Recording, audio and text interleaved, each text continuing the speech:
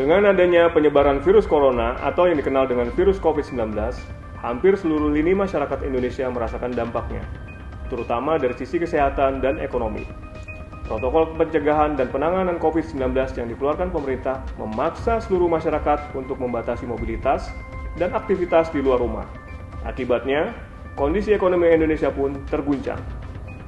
Melihat situasi ini, pemerintah pun mengeluarkan berbagai insentif untuk mencegah terjadinya krisis ekonomi.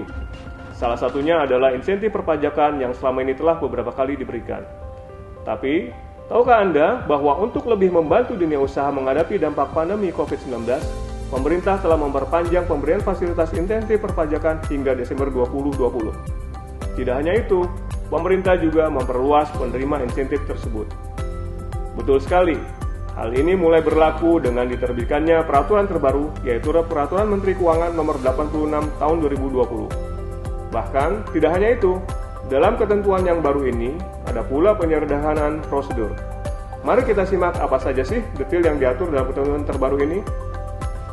Pertama, ada 5 jenis pajak yang diperpanjang masa berlaku insentifnya hingga Desember 2020, yakni pajak penghasilan PPh Pasal 21, pajak penghasilan final untuk usaha mikro, kecil, dan menengah atau UMKM, PPh Pasal 22 impor, PPh Pasal 25 sebesar 30%, dan restitusi pajak pertambahan nilai atau PPN yang dipercepat. Untuk insentif PPh Pasal 21, jumlah penerimanya bertambah. Dari yang sebelumnya mencakup karyawan yang bekerja pada perusahaan yang bergerak di salah satu dari 1062 sektor industri tertentu, kini diperluas menjadi 1189 sektor industri tertentu. Begitu juga yang karyawannya bekerja pada perusahaan yang mendapatkan fasilitas kemudahan impor tujuan ekspor atau KIT dan pada perusahaan di kawasan berikat. Ini berarti karyawan yang memiliki NPWP dan penghasilan bruto yang bersifat tetap dan teratur yang disetahunkan tidak lebih dari 200 juta pada sektor-sektor ini akan mendapatkan penghasilan tambahan dalam bentuk pajak yang tidak dipotong pemberi kerja tetapi diberikan secara tunai kepada pegawai. Selain memperluas penerima insentif PPh Pasal 21, prosedurnya pun kini lebih simpel. Apabila wajib pajak memiliki cabang, maka pemberitahuan pemanfaatan insentif PPh Pasal 21 ini cukup disampaikan wajib pajak pusat dan berlaku untuk semua cabang. Selanjutnya, ada pula insentif pajak untuk usaha mikro, kecil, dan menengah atau UMKM. Pelaku UMKM diberikan fasilitas pajak penghasilan final tarif 0,5% yang ditanggung pemerintah. Dengan demikian, bahasa sederhananya, pajak UMKM dibayarkan pemerintah. Jadi, pelaku UMKM gratis PPh final sampai Desember 2020. Nah, pelaku UMKM yang ingin memanfaatkan fasilitas ini juga tidak perlu lagi mengajukan surat keterangan PP 23, melainkan hanya menyampaikan laporan realisasi saja setiap bulannya. Gimana? Sangat menarik kan? Saking menariknya, sayang loh kalau tidak dimanfaatkan.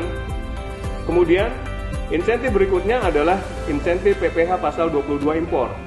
Jika sebelumnya insentif ini hanya tersedia bagi 431 sektor industri dan perusahaan KIT, maka dengan adanya Peraturan Menteri Keuangan Nomor 86 ini, fasilitas ini diperluas untuk wajib pajak yang bergerak di salah satu dari 721 sektor industri tertentu pada perusahaan KIT dan pada perusahaan di kawasan berikat. Namun, jika sebelumnya penerima fasilitas wajib menyampaikan laporan setiap 3 bulan sekali, maka saat ini kewajiban penyampaian laporan tersebut menjadi setiap bulan. Nah, mirip seperti insentif PPh Pasal 22 impor, untuk insentif angsuran PPh Pasal 25 juga mendapat perluasan sektor usaha yang diberikan fasilitas dan perubahan mekanisme pelaporan. Fasilitas insentif angsuran PPh Pasal 25 yang sebelumnya hanya tersedia bagi 846 sektor industri dan perusahaan KIT saja. Namun saat ini, kriteria penerimanya diperluas menjadi wajib pajak yang bergerak di salah satu dari 1013 sektor industri tertentu, perusahaan KIT, dan perusahaan di kawasan berikat. Fasilitas yang diberikan adalah pengurangan angsuran PPh Pasal 25 sebesar 30% dari angsuran yang seharusnya terutang. Lumayan juga kan pengurangannya? Nah, untuk memantau pemanfaatannya, wajib pajak yang menerima fasilitas angsuran PPh Pasal 25 ini diharuskan menyampaikan laporan setiap bulan dari yang sebelumnya 3 bulan sekali. Last but not least, ada juga insentif pajak pertambahan nilai atau PPN.